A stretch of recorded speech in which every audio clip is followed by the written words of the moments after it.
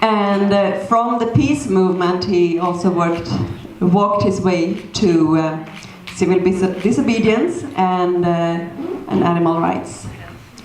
So Martin will have his speech, and there'll be some room for questions too. And after that, at 6 o'clock, we'll have dinner served here, free of charge. So, with that in mind, and with the ferocious power of non-violence, and here it comes. Welcome.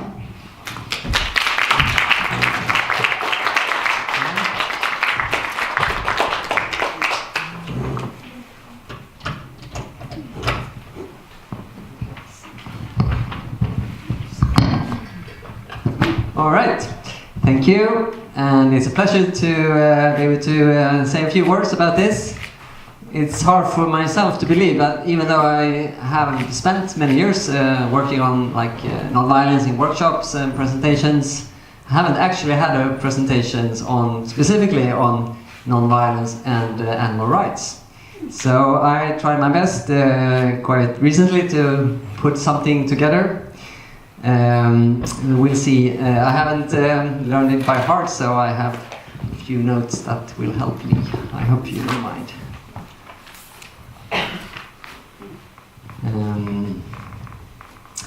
So, in December of 2007, there was a blockade in Kristianstad. How many of you here were there? I think, yeah, a few. And that created some interesting reactions. There were actually hundreds of threats and hateful comments, actually death threats, like things like sentences like run them over, run over the activist, and so on and so on. But of course there were also many positive reactions, many who supported the activists doing this kind of method. So this is of course one of the non-violent methods used, and it's evidence that these kind of actions, at least some of them, create a lot of emotions and reactions. But we're going to see a little bit about how you can use non-violence, what are the strategies to use non-violence for animal rights, and some perhaps experience from other movements of how we can use non-violence most effectively. That's at least something I aim to talk about, and also hear your reactions, especially maybe for a discussion in the end. But I want to first have a bit of a brainstorm with you. So I want to ask you, when you hear the word non-violence, what are your associations? Can I hear some words that you think about? Just shout them out. Gandhi. Gandhi. Pacifism. Pacifism. Peace. Peace. Love. Love. Anything else? Martin.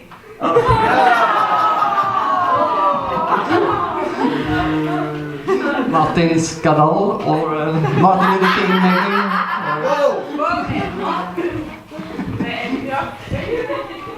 Alright, thank you very much. Non-violence is a pretty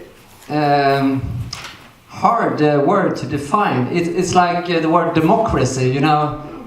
It's a very broad term that can mean a lot for different people. And it has other kinds of, the same concept has other words like non-violent resistance or people power or civil resistance and many others concepts that are similar to the concept of non-violence. This concept has ancient roots. It's a core principle in many religions. Anyone can guess what they belong to? What kind of religion? Jains? Yeah, Jainism. Is that the word? Is that the way you say it? Jainism? Maybe? Jainism? Yeah. So do you know why they have this in front of their mouths? It's because they don't want to swallow insects and other living beings, because they don't want to cause harm. That's the core principle. And they also often use like brooms to so they don't step on any small animals, insects and so on. So they are very focused on non-violence. But of course, this is maybe the most, if you want extreme version of nonviolence, at least not to harm. But the same principle are in many of the religions and also philosophical traditions. And of course, today it's used by both deeply religious people and radical atheists as a principle. There is a person called Stella Windhagen. He's a professor, and he did his PhD dissertation on nonviolent resistance. So of course, an academic has to have a definition. So he defined nonviolence without violence, but also against violence. And together that equals nonviolence.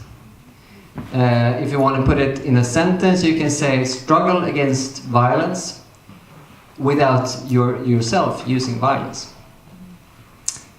So that's still a quite broad definition, and some people want to have it more specific and maybe saying there has to be some kind of risk in the action for it to become non-violence. But others wants it more broad. For instance, is it non-violence to write a letter to the editor about maybe for animal rights or something, or against oppression in the slaughterhouses? Is that non-violence? Yeah, some say it is, some say it's not, because there is in Sweden there is no risk of writing this kind of letter to a paper. Anyone knows who this is? She's not extremely famous. Barbara Denning. She's not alive anymore, I think. She was a feminist and an American activist, and she has one of my favorite definitions of, or if you will, pictures of nonviolence. The two hands of nonviolence. So she says, nonviolence has this hand, saying, I'm going to oppose every kind of oppression and violence. I'm going to do what is in my power to stop anyone oppressing someone else. So that's the resistance hand. But you also have this hand, the hand of invitation, and saying, but I also want to hear your point of view. Can we have a discussion on this? Can we talk about this? Can I buy you dinner so we can have a more? I want to learn what you have to say, because I think together we are wiser. And sometimes, or often, we choose either this one or that one. But she says we should choose both, if possible, at the same time. And that's non-violence. And I would say that this combination of resistance and friendliness and respectfulness is, if you will, the superpower of non-violence. It is here we find the strength of non-violence. I mean, you can be very much opposed to something and violent, and they are often seen as troublemakers and can be dismissed because they only cause mayhem and problems. And you can have those really peaceful people, but don't do more than talking. And they can also be dismissed because people don't really care about people who are not doing so much. But if you make effective resistance and being friendly and respectful at the same time, those people are harder to dismiss, I would say. And I throw out some different persons here. Anyone who knows who this might be? Very good. Franciscus, or Saint Francis of Assisi, which is also named. I guess no one knows really what he looked like, but because he lived many hundreds of years ago. With this, do you know that he had the animals as his favorite? I don't know what to say, but like a focus for him. He sang to the animals. He prayed to the animals. What I want to say with this is that yeah, you can be and try to be like him, but you don't have to be a saint to work with non-violence. Of course, like we know people, or we have heard of people like Gandhi and Martin Luther King, who saw non-violence as much more than just a method, a tactic. For them it was a lifestyle and also a religious conviction. But there are also many, I would say the majority, that uses non-violence for a better society today don't have this view. For them it's an effective tool that we can use. And I would say that we can have disagreements whether it should be a lifestyle or a tactic. We can have disagreements about whether sometimes violence is justified or not, and that's okay. Should we have killed Hitler if we had a possibility? That question we could have different opinions on. The most important thing is that we agree on that if we do an action or a campaign, if we can agree then of some kind of non-violent principles, I think that's where we can come together. And that's the only thing that is needed for a non-violence movement. If I say anything strange, please stop me, or if you don't understand, you can tell me. Yeah. So this is another American, Gene Sharp, and he's famous for having categorized non-violence methods. So already in the 70s he decided to look, okay, what kind of non-violent methods have been used so far? And he came up with a list of 198 different methods.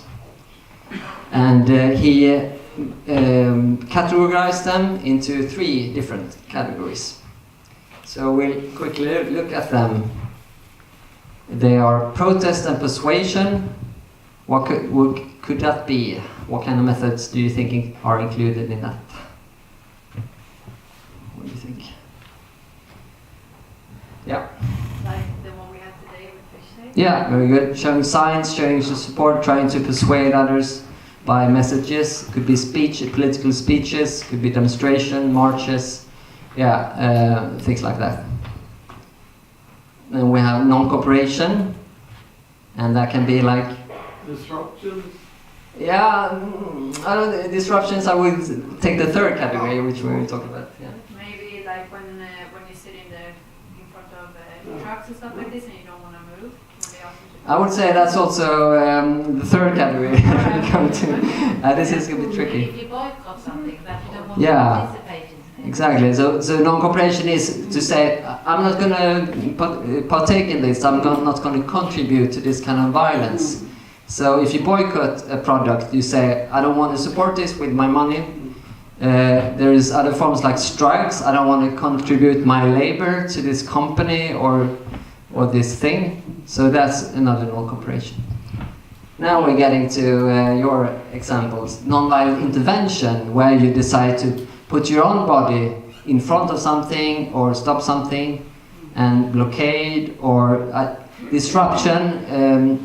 For instance, when you go into a store with signs, I would say that's kind of a mix between number 1 and number 3. You have your messages, but you kind of also stop something, or at least make business as usual a bit more difficult, I would say. So these are the 3 categories that Gene Sharp came up with, but I think he missed important number 4 that I will mention, and that's the constructive program.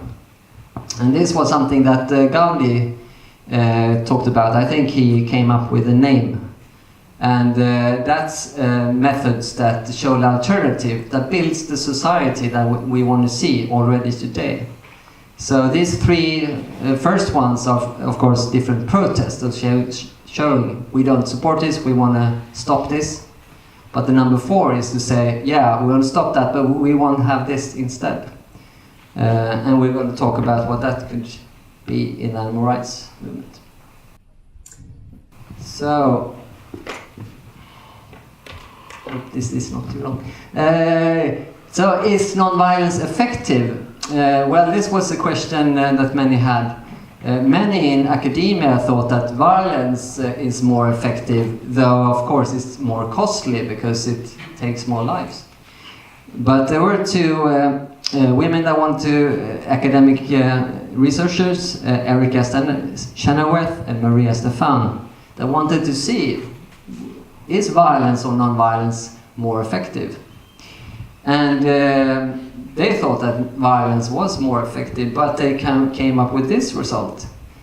And if you only look at this one, you can see that non-violence was successful, not every time, but about 50% of the times. Violence was effective of reaching its goals for the campaign about 25%.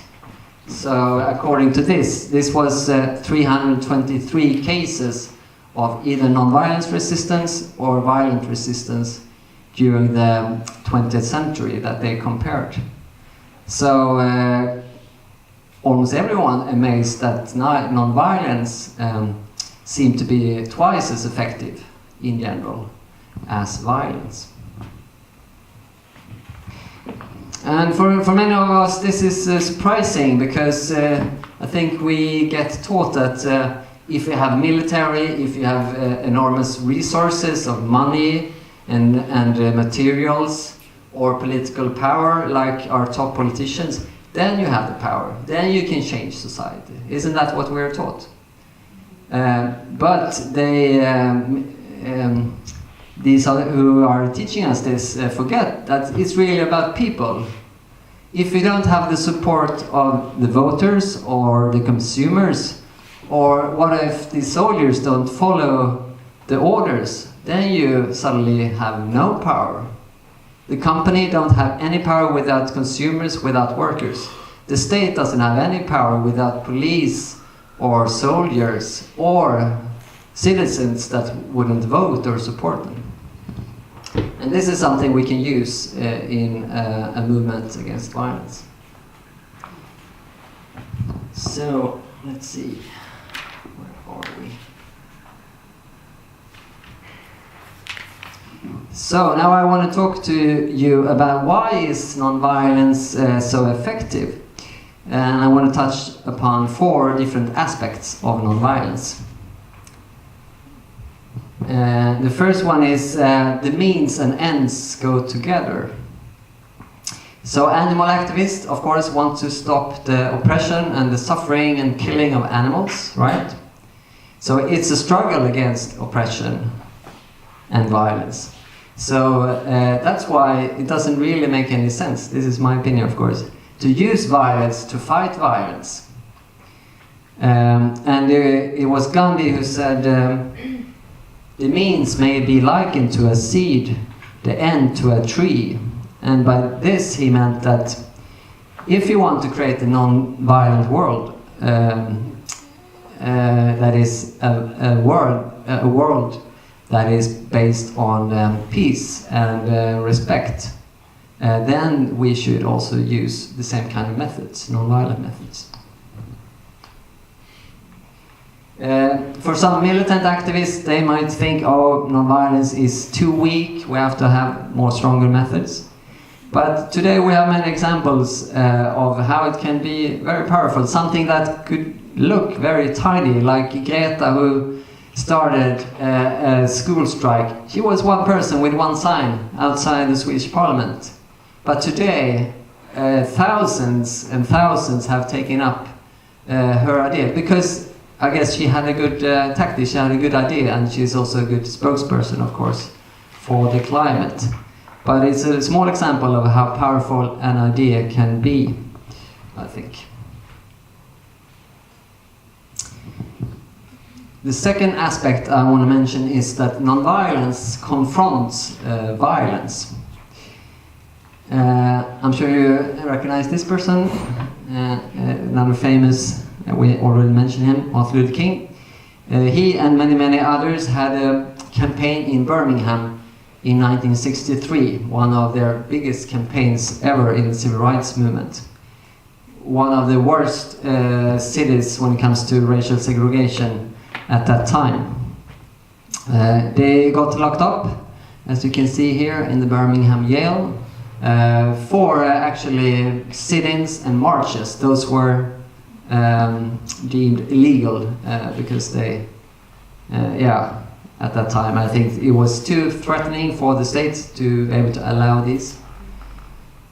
And when he was sitting there, there came out article in the local paper by 8 white pastors, leaders in a church, and they were very critical towards the ideas that the civil rights movement had. They said things like, why do you have to be so confrontational? Why do you have to do these marches? Can't you just talk? Can't you just try to negotiate? So what do you think Martin said to that? Martin Luther King. Well, he wrote a very famous piece, one of my favorite texts. Go online and look for it when you get home. Look for Google letter from a Birmingham jail. You find the whole text. He said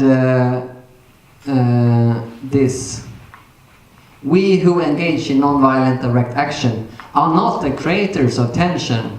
We merely bring to the surface the hidden tension that is already alive. We bring it out in the open, where it can be seen and dealt with. So that's the power of nonviolence. It confronts violence, it shows the violence for what it is, and exposes it. Why do we need this? Well, it's because if you're privileged, if you have the power, if you are an elite that makes a lot of resources or gains anything else, then you often don't want to let it go. Sometimes you need a kind of a people force to change things, and also because people in general don't want to change; they want to have it as it is. That's why a powerful nonviolent movement is needed. And how is it shown, this violence? Well, when we do nonviolence, sometimes we get violence back at us. And we heard about these cases before. Here is a sausage that was thrown at a vigil at Skåne Pig Save. Just a passerby from a car window just threw the meat at us. In Iceland we saw they had a demonstration against the demonstration, and we also had the same in Skåne Pig Save. It got picked up by the local TV in Sweden. Another example of how nonviolence creates a reaction. And actually I think this was a good gain for us. We got good coverage. They were seen as quite silly when they're doing their barbecue beside the Save activists. So, let's see. So nonviolence is not about avoiding getting people upset or irritated, but to treat people with respect, even when we try to stop something in which they are part of. And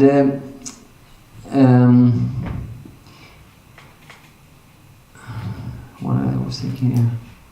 So I think it's, we normally don't want to make people angry. It's something that we don't really want to do. But at the same time, when we put the focus on something that they might be a part of, like eating meat or working for a company, then they can get irritated. But that's something that we still need to talk about and do things about, I think, to question and have actions goes against it. So even though it's not the point of getting angry, that can be an effect.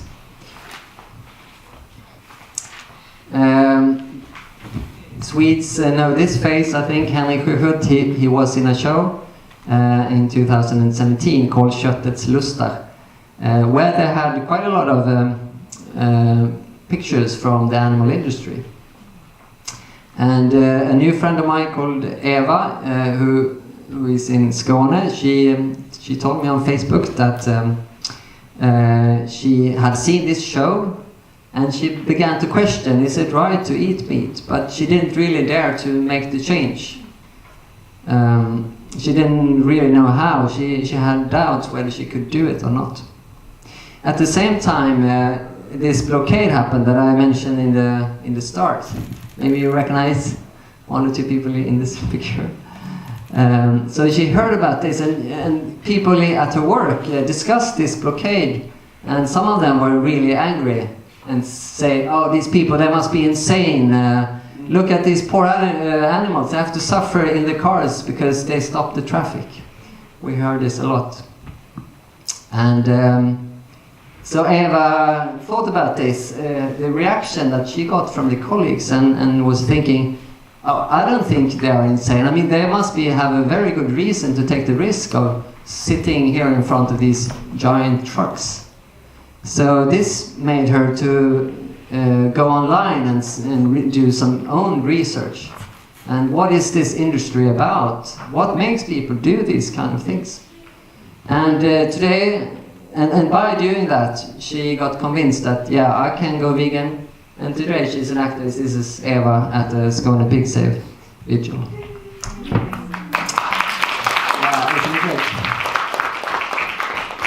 So I think, even though I don't know if she was angry, but it was created, this action created anger in her vicinity, and I think that had a good effect on her at least.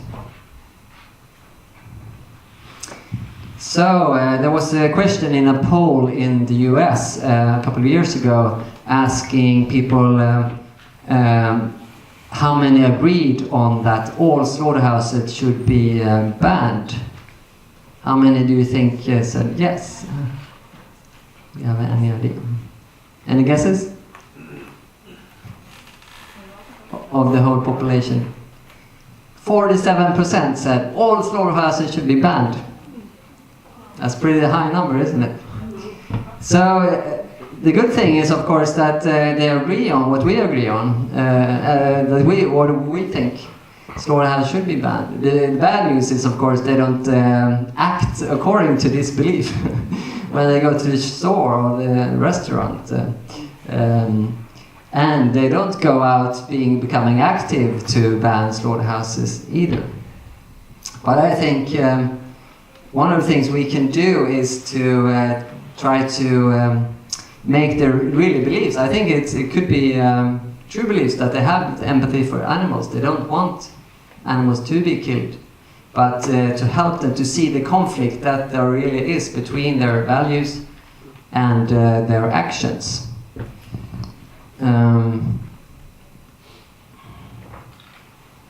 So a third aspect of nonviolence is what we call what is called political jiu-jitsu. Jiu-jitsu is a martial arts form from Japan. This kind of martial arts is designed to work against someone who is much bigger and stronger than you actually. If you have the right technique, you can still beat him or her. So it's kind of, I don't know you to myself, but I've read that you have those kind of techniques. So if he or she comes at you, you can use the force that are used upon you against him or her. So the same thing can be used in nonviolence. I don't know what that is.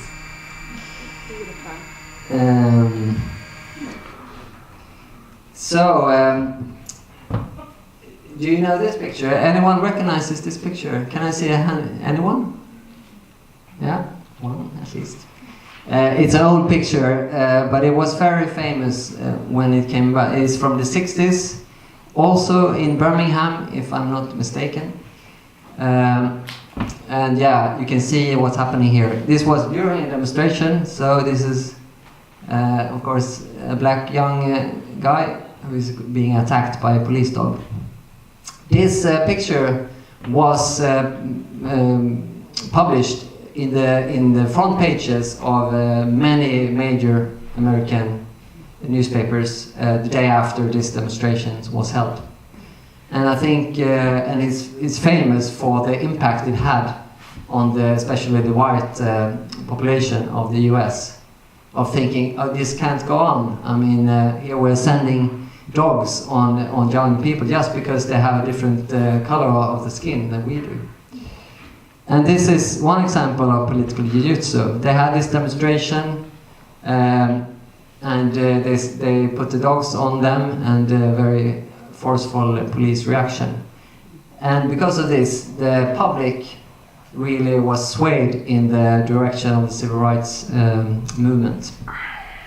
And it is thought that after this action, it was close to different legislation, different decisions that were taken in the American Parliament. This is Marisol in Uppsala Animal Save. Sandra, you have told me, if I may use your example, that you feel it's very good if it's cold or bad weather when we do the vigils, because then people might think, oh, why are they standing in this terrible weather at the slaughterhouse? I mean, it's so strange. Hour after hour they stand there and they must suffer. And then they might think about, okay, maybe there is something about this. Maybe it is a problem I haven't thought about. And I think, even though our opponent can't be blamed for the weather, still I think you have this kind of jiu-jitsu effect, perhaps. And the same, I think, goes for if we are punished with fines or arrested by the police or even thrown into jail. People can think, okay, like they freed a couple of animals, a few chickens or hens, and they got a prison sentence. Is that right? Maybe for some it creates these kind of thoughts. The third dimension of nonviolence is separating between the act and the actor. So nonviolence builds on the realization that we humans are complex. We are not either good or bad. We are actually both. In different situations, we all can be either the perpetrator, the aggressor, or the victim. And I think we all have experience of being both at different situations. And because of this, it is possible also to everyone, I mean, ideally at least, to change. And you can be deeply critical towards someone's behavior and ideas without demonizing the person or treating him or her in a bad way. One example of this, actually I didn't find a picture of this, but this is similar. Peace activists in the 80s blockaded nuclear weapons base in Germany. And this was a huge campaign. I think it went on for many weeks. And in the evenings, sometimes the activists invited soldiers that were protecting this base home for dinner. And they have a lovely meal together. Or they had beers in the local pub together with the soldiers. You might think that they backed down, but they didn't back down an inch. They still kept on and had the same demands of closing down this nuclear weapons base. So this is something you can do in nonviolence if you have this distinction between the act and the actor. This is a famous philosopher, Norwegian, called Arne Næss. And he's also an environmental, or he doesn't live anymore, I think. He was an environmental activist. And he got arrested a few times, and when the police tried to pick him up, he gave the police friendly advice how to walk with him, not to hurt their backs. And that's, I think, a good example of nonviolence. Treating the other police not as enemies, but someone you can be kind to, even though they were against the actions he did.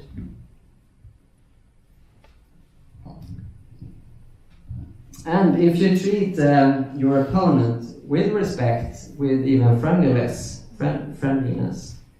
then the chances of them understanding you or even maybe even going to your side, it is much higher.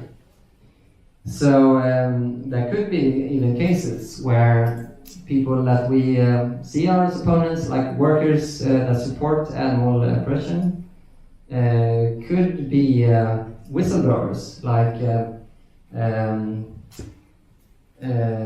what do you say?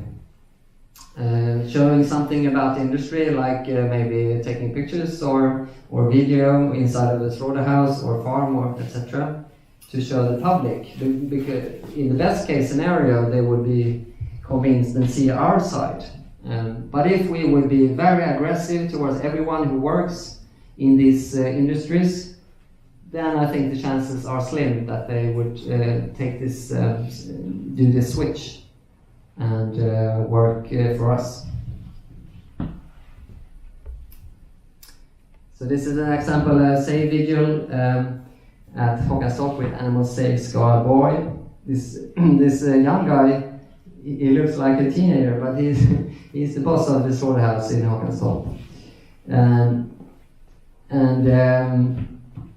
Yeah, we always try to have this, or at least I try to, and I think in Save Movement as a whole, try to have this kind of perspective of trying our best to be friendly towards those in the slaughterhouses. And I think Lisa talked about that can give results, not always and not maybe as quick as we would like to, but in the end it can. But let's see where are. Yeah, so and it has happened many times. I think Lisa also mentioned drivers that have been very helpful towards us. I have also experienced of many drivers stopping by and saying they are thankful for our actions. Even they might not say it to their colleagues, but they can say it sometimes to us. And I think, yeah, like Lisa mentioned, you can get information, but also, I mean, if you want to change the society as a whole, that's one step in the right direction. Oh yes, this is a fur. Why do I have this picture here? I'll skip that. I'm not sure what it is. Yeah, so I want to talk about how you can change the society with non-violence.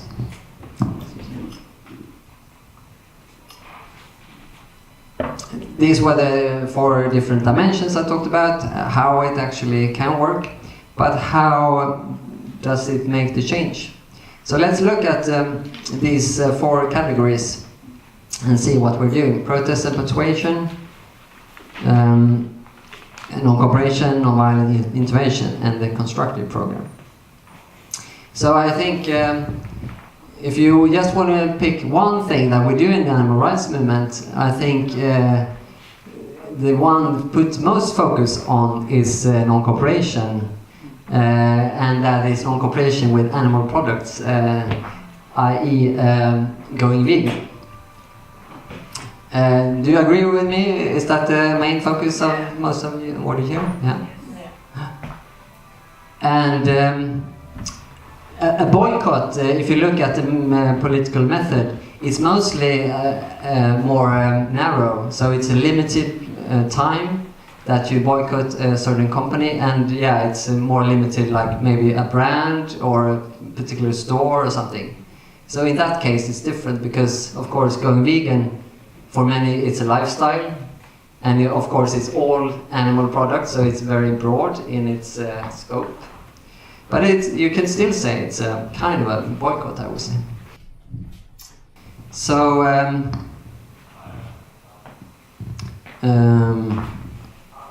of course, I think it's a very good idea to not take part in these products. It shows that some of us don't want to contribute to this.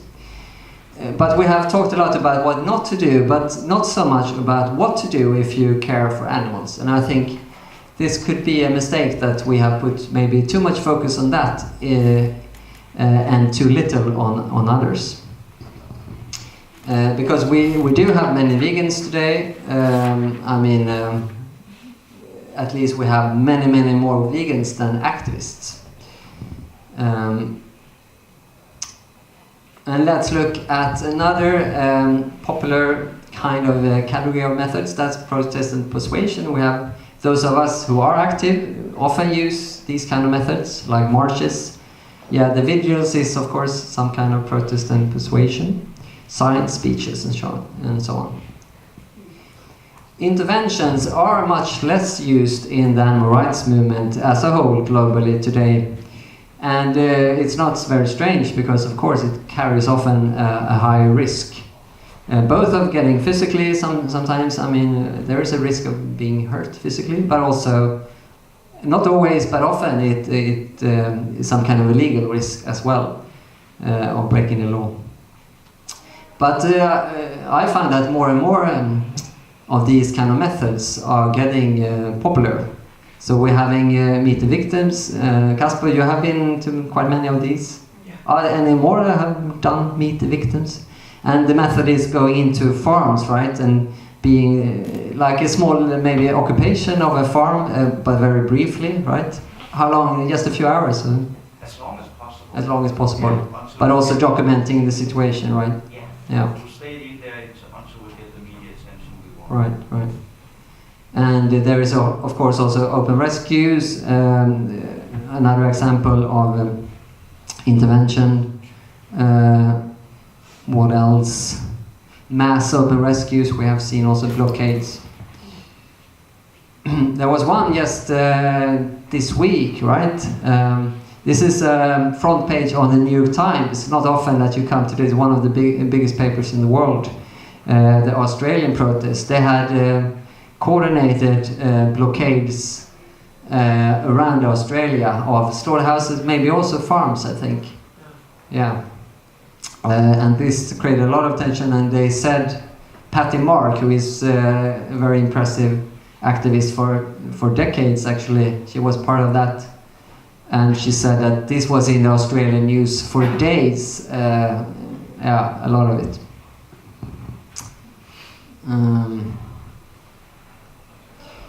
Has any one of you read this book?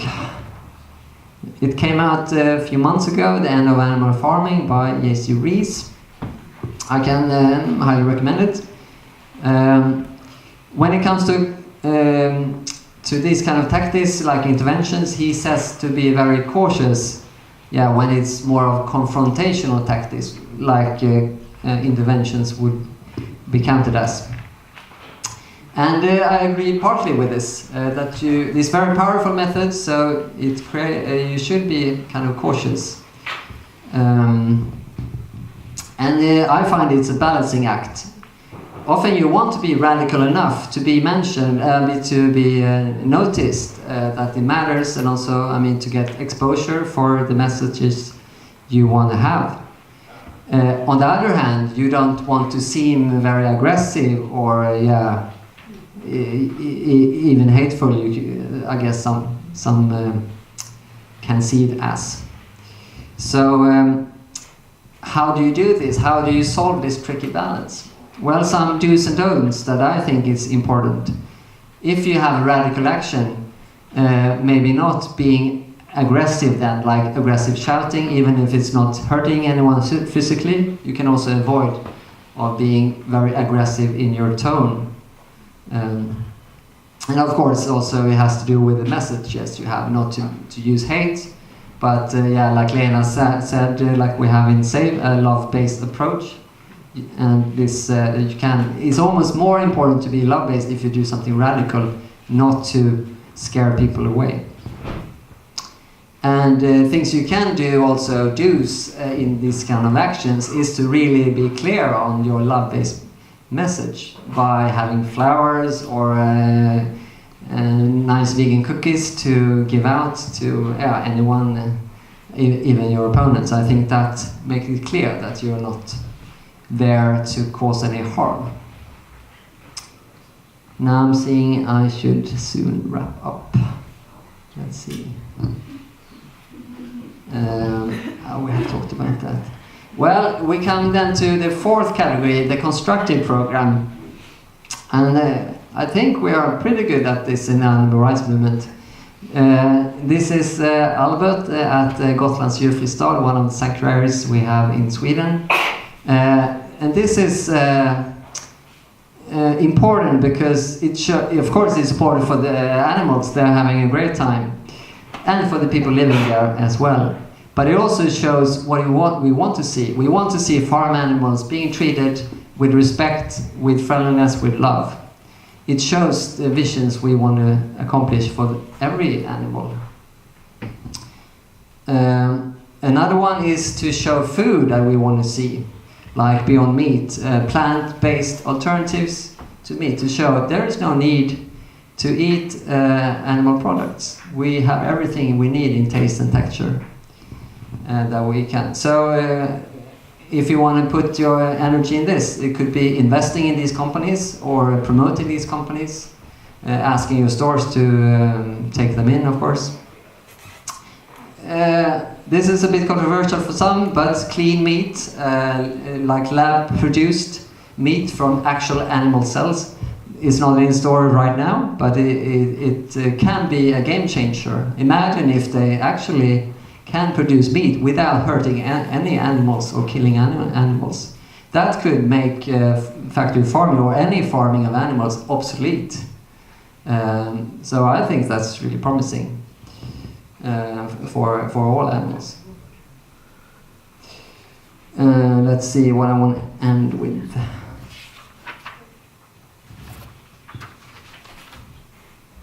I'm going to skip some. I actually have this in text, so I can send it out because this is a bit too long now, I realize. So I will send it out. And then we have Jonas at Skål. So I just want to end with a few words that I think, if you reflect on it, is very promising. And that is that if we can get a movement that effectively work with non-violent methods, I think the chances of a huge change when it comes to animals are really likely. Most of us has the bias that nothing will really change. We are used to having small changes in society here and there. But we don't believe, or many of us don't believe, that actually big changes can occur. I think this is something we all suffer from, this disbelief in major change. But we can see that this has happened before. I will skip this. When it comes to slavery, no one thought that slavery would be abolished according to the law, like in the US and England. No one believed it, but it happened. It's not okay anymore. When you mentioned in the British Parliament, like 200 years ago, that women should get the vote, you were laughed at. They were just thinking it was ridiculous. When you talked about just a few decades ago that a woman could be married with a woman, they would turn into disgust. But today it's a reality in many countries. Major changes do happen and can happen also in the future. And I see that we are on the way to make that happen when it comes to animal rights. We have a very strong movement. We can become very much stronger, and we can maybe tell our grandchildren or maybe our siblings' grandchildren, I was there. I was shutting those slaughterhouses down. I actually, or at least I tried to do something, and now we have a different world. And I want to thank you for being a part of this change that we're going to do. Thank you.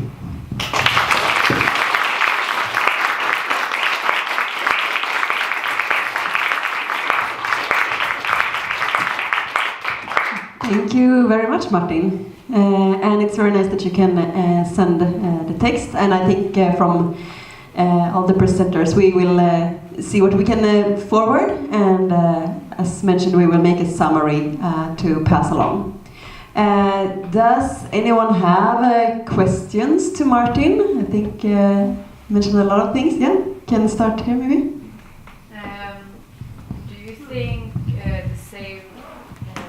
same method can be applied to, for example, when it comes to animal in food production or in entertainment or like breeding and stuff? Do you think it's necessary to use different methods for different areas, or do you think everything works the same pretty much? Yeah, that's a good question. And I guess you mentioned from Norway you have ditched area, and there you have like focused on, like you have videos at, what was it, at dairy factories? Yeah. Did you mention that? Yeah. So I guess that's what you're talking about, those kind of actions. Do you think different methods, like even if they're non-violent, from the list 1, 2, 3, 4, for example, do you think some might be more suitable, for example, against dog breeding or dolphins or whatever, in comparison to pigs being slaughtered or anything like that? Right.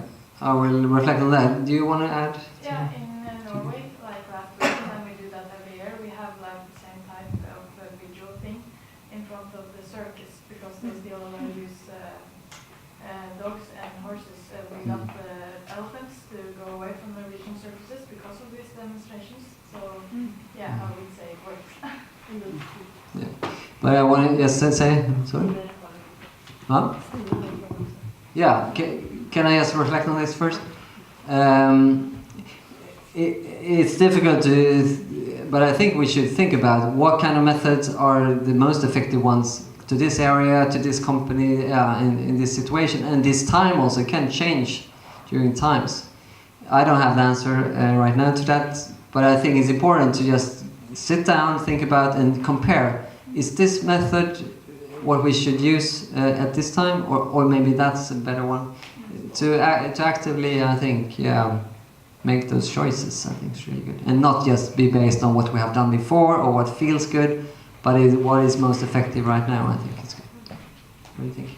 I was just wondering if you think we can win the fight with just non-violence, or do we need more? If I think we can win with non-violence? Yeah. Yeah, I'm convinced that we can, yeah. But, and when you say non-violence, how do you define it? Yeah, with just the demonstrations and vigils and non-violent things like, for example, the women's rights was one, or it really helped with the suffragettes, and they were not non-violent, so I was just wondering if you think we need more. Right. No, you're right. There were some violent things. I also, when it comes to what is violence, some say like breaking a door is violence. I don't see it like it's about the context. If you're like invading a home and you're really threatening that person or that family, that's violence. But if you break down a door at the farm at the night when no one notices, I don't think it's violence. So it's about context for me. I think that would be a non-violent intervention. But yeah, I think that we can win, and I think it would be more likely that we will win without violence. There are many times movements are mixed with violence and non-violence. It's difficult to say what were the most important methods. Maybe even it was despite of the violence that they managed to win the vote for the women. It's difficult to say, but that's my hunch at least. That it was like that. Nikki?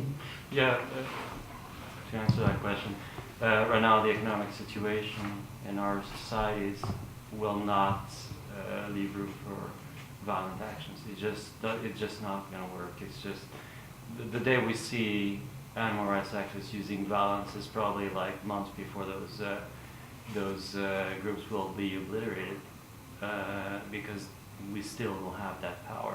The power is completely inexistent on the animal sides, and the only way to push animal rights activists to go into violence or criminality is to radicalize them into poverty.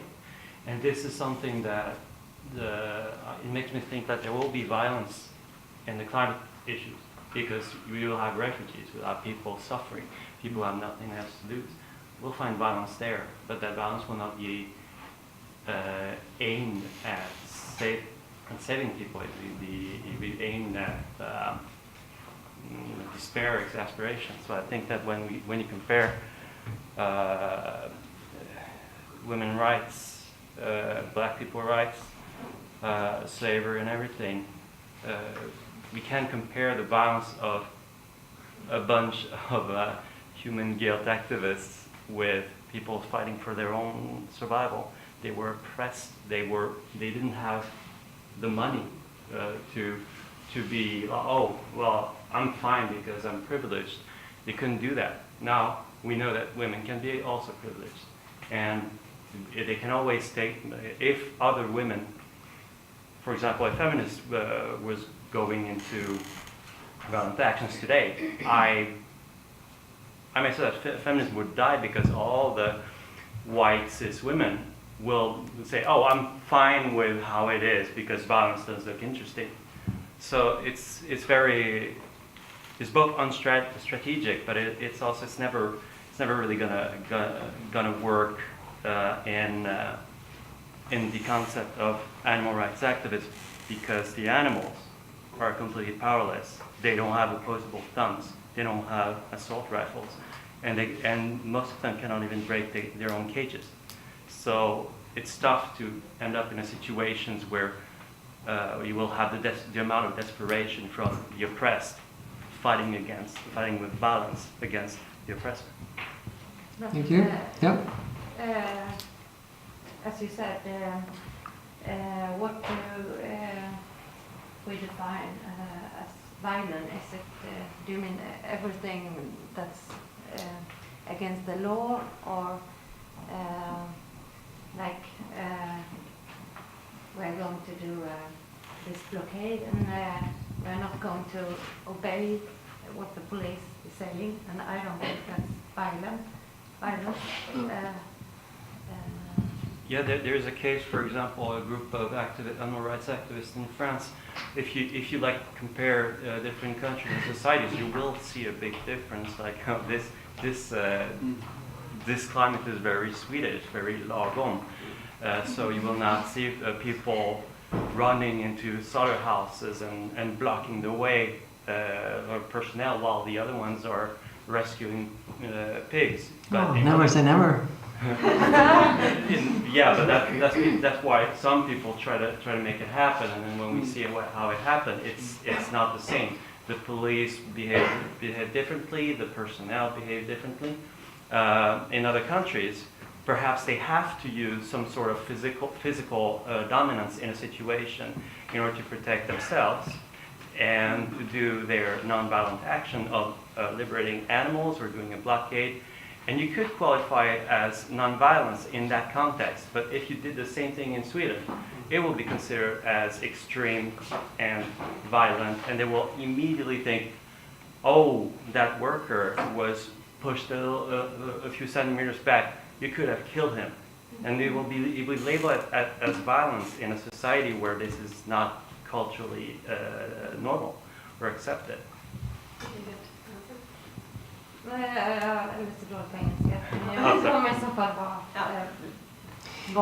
What I do believe is that we need a wide spectrum of different methods because speeches and video on squares about the animal industry is very important.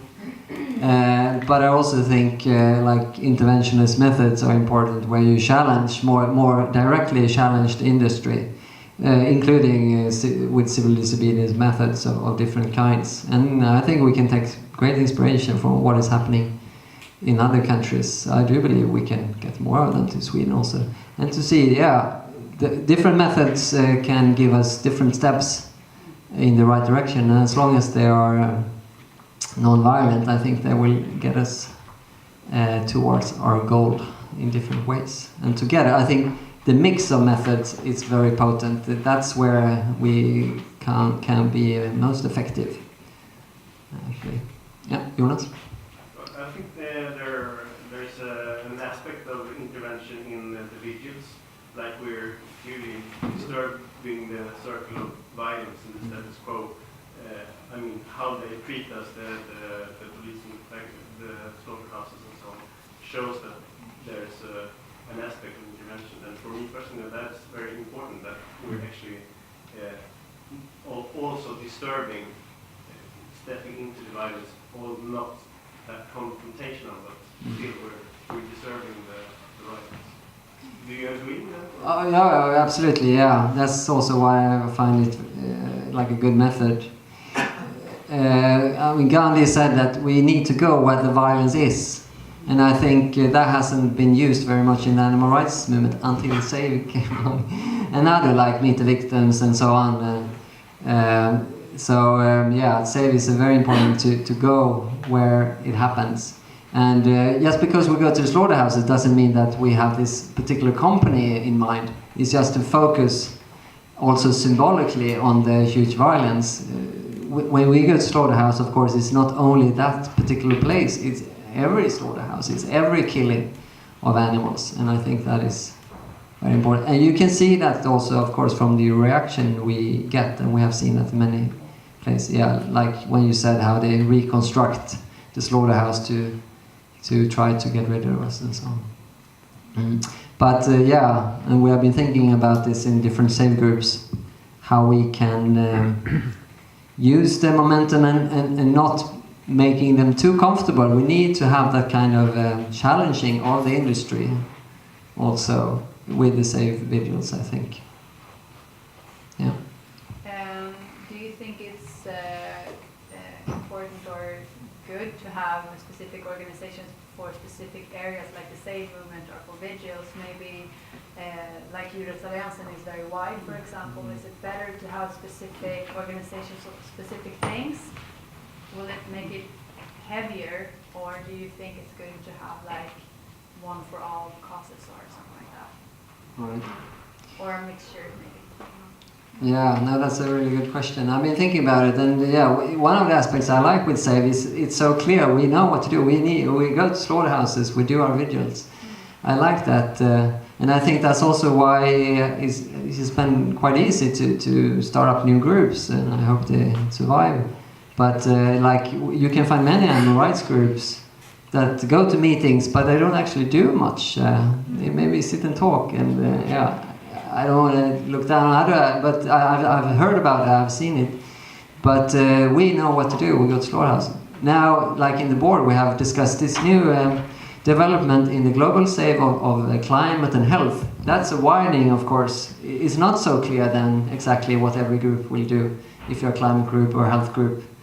And I think, I mean, it's interesting to see this change and what we can do. But it has its pros and cons. With Animal Save, the good thing is that we really have our very distinct focus. I do like that. But we'll see what happens like with Climate Save. We have been thinking about starting those groups, and can we find something similar?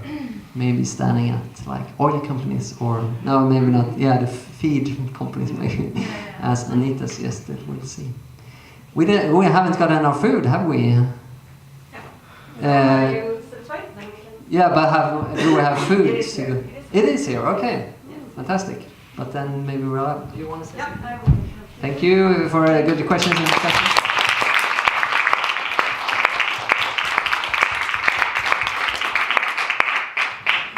Yes, thank you, Martin.